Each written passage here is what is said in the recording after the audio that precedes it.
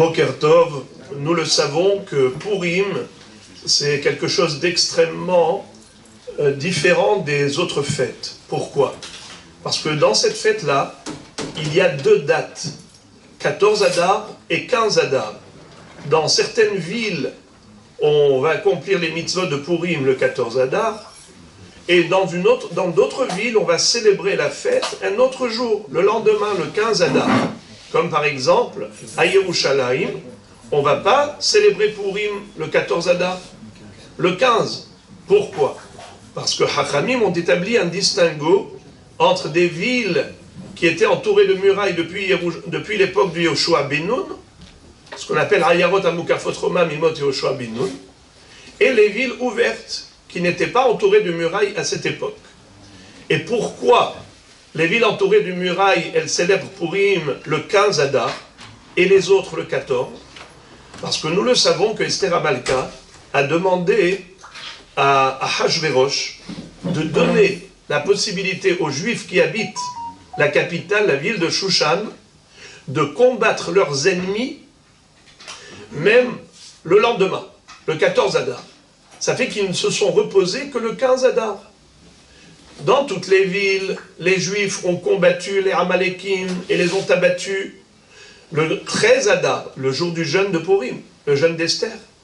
Mais ils se sont reposés le 14 Adar. Alors on fait la fête le 14 Adar, le jour du repos.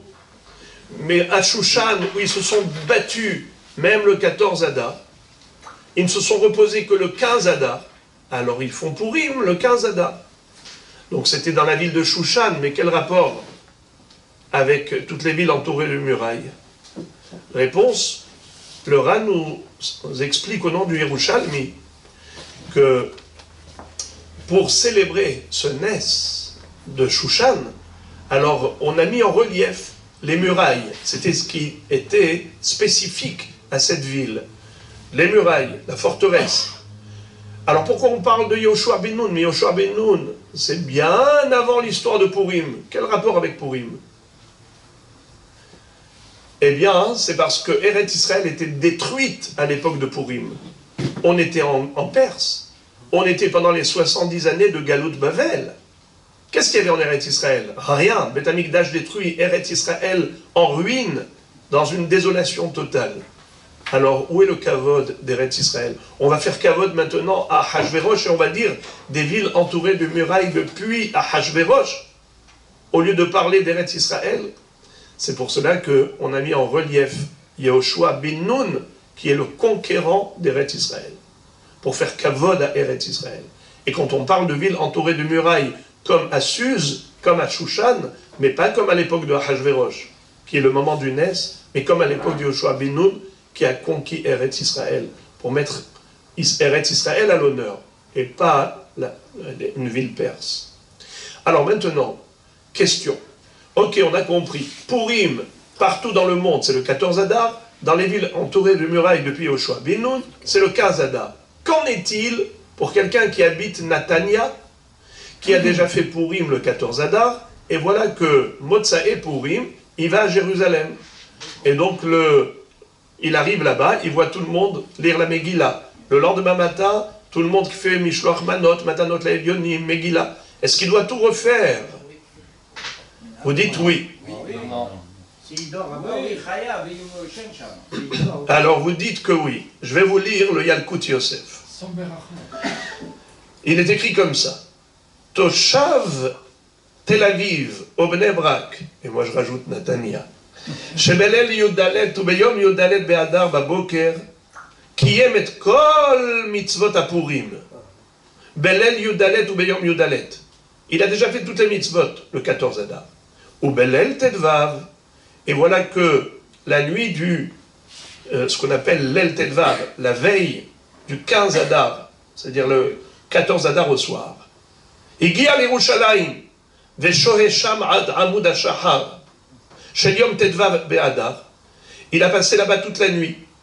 Da'at arbe me'aposkim arishonim ve'acharonim, she'eno tzarich lachzor ve'likro et ha-Megillah b'Yerushalayim, אחר שכבר קיים את כל מצוות הפורים בזמנו, כפי מנהג עירו ושער מקומו.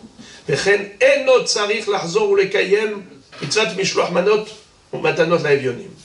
C'est-à-dire qu'étant donné qu'il a déjà fait toutes ces mitzvot le 14 Adar, il n'a pas besoin de refaire le 15 Adar à Yerushalayim. Alors je vous cite les poskim qu'il a mentionnés: Tosfot, Meiri, Ritba, Erech HaShulchan, Hartzevi, Hazon Ish, Or LeTzion. Ça veut dire que tous ces poskim nous disent qu'une fois que la personne elle a déjà fait Purim le 14 Adar, elle ne va pas refaire le 15 Adar. Mais il y a ceux qui disent que, en effet, si par exemple la personne elle a carrément déménagé, ça veut dire que juste il a fait le déménagement de Natania à Yerushalayim pour s'installer totalement à Yerushalayim, alors dans ce cas-là, il y a ceux qui pensent que oui, il faut refaire les mitzvot.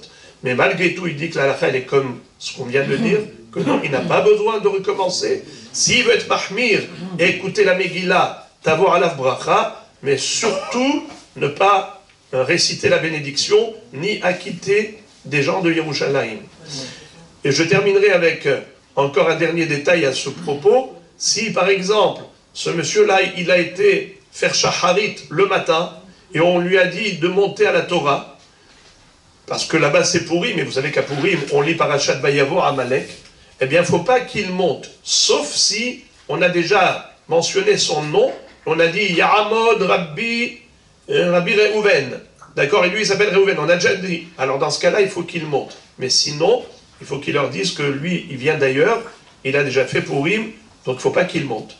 Et si par exemple, il s'est trompé, il a fait Ala Nissim, dans Birkat Amazon ou dans la Hamida, est-ce que c'est Hefsek? Ce n'est pas Hefsek. Pourquoi? Parce qu'après tout, ce sont 2 jours de Nissim, de miracles. Donc si tu as dit Ala Nissim vers la Pourkal, Bedi Avad, ce n'est pas grave.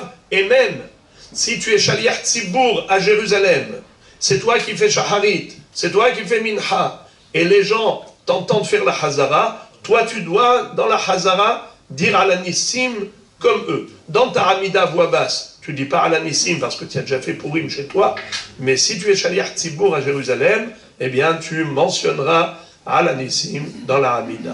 Boruchim Tiyu.